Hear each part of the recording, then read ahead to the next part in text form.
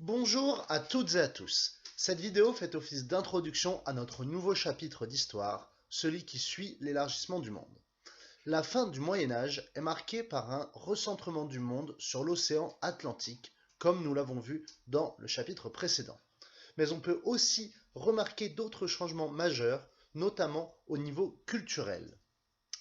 Dans cette vidéo, je vais m'inspirer grandement de Madame Moinard, gloire à elle, puisque je vais vous montrer quelques tableaux afin de vous introduire notre nouveau chapitre. Regardons celui-ci pour commencer. Ce n'est pas réellement un tableau, mais une miniature. On voit bien que sur ce dessin, les gens font la même taille que les bâtiments. Même si le dessinateur a pris le temps de représenter la vie quotidienne, ce dessin ne donne aucune impression de réel, puisque les passants sont plus grands que certaines maisons. Tableau suivant. Celui-ci est un peu plus tardif. Il est peint par un peintre italien connu, Giotto. Cette peinture date de la fin du XIIIe siècle, début du XIVe. Tout comme le précédent, ce tableau ne donne aucune impression de réel, notamment parce qu'il représente des personnages mythiques, on y voit des chimères ou autres monstres avec des ailes. En termes de proportions, certains moines sont quasiment plus grands que certains bâtiments. Cependant, on voit que la technique est un peu plus avancée. Tableau suivant. Il s'agit d'un portrait, l'un des premiers qui nous permet clairement d'identifier la personne peinte.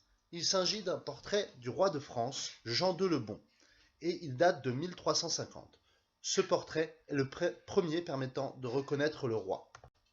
Ces trois tableaux sont médiévaux, ils datent donc du Moyen-Âge. Le deuxième, celui de Giotto, comme d'autres de ses œuvres que vous pouvez voir à l'écran, sont des œuvres où on nous voit émerger la première trace d'une technique de peinture qui marque l'histoire moderne. Cette technique se nomme la perspective. Pour vous expliquer ce qu'est la perspective, regardez ce tableau qui date du XVe siècle et qui est peint par Michel-Ange. Les personnages y ont une taille plus vraisemblable et l'impression de réel est bien meilleure. C'est grâce à l'usage de la perspective. La perspective est une technique qui consiste à utiliser des lignes de fuite. Qu'est-ce que c'est que ça, des lignes de fuite? Il s'agit de lignes imaginaires que vous pouvez tracer sur le tableau. Regardez, j'en trace à l'écran. Ces lignes se croisent toutes au centre et donnent une impression de réel. Si je reprends ma miniature du Moyen-Âge, ces lignes n'existent pas. Je ne peux rien tracer. Autre tableau de la même époque que celui de Michel-Ange, regardez, je peux tracer mes lignes de perspective, mes lignes de fuite.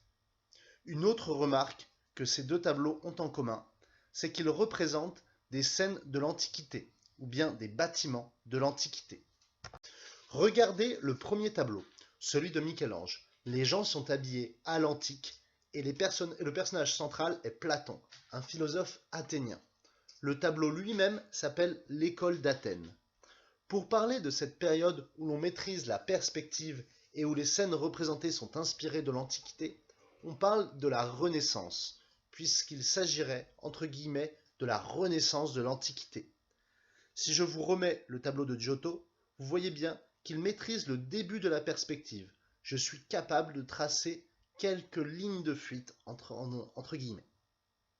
Enfin, pour ce qui est des portraits, la Renaissance marque aussi un tournant. Vous connaissez très bien le portrait le plus connu de la Renaissance. Nous sommes même passés devant au musée du Louvre. Il s'agit de la Joconde. Vous voyez également que les techniques se sont grandement améliorées et qu'il y a davantage d'impressions de vraisemblance, notamment si je compare la Joconde avec le portrait de Jean II le Bon que je vous ai présenté plus tôt dans la vidéo. Avec la Renaissance, c'est aussi le mode de production de l'art qui change. Les tableaux sont maintenant faits par commande.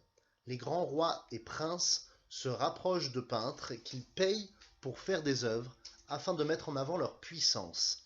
Avant la Renaissance, cela était beaucoup plus rare. Nous allons donc étudier dans ce chapitre la Renaissance, cette période qui s'inscrit en rupture avec le Moyen-Âge et en renouant avec l'Antiquité.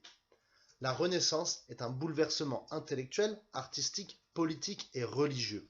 Nous allons donc étudier ces points en portant une attention toute particulière aux religieux. Notez bien le titre du chapitre et l'introduction que je vous ai déposée sur Pronote. On commencera les exercices liés à ce chapitre lors de la prochaine séance. Je vous souhaite à toutes et à tous une très bonne journée.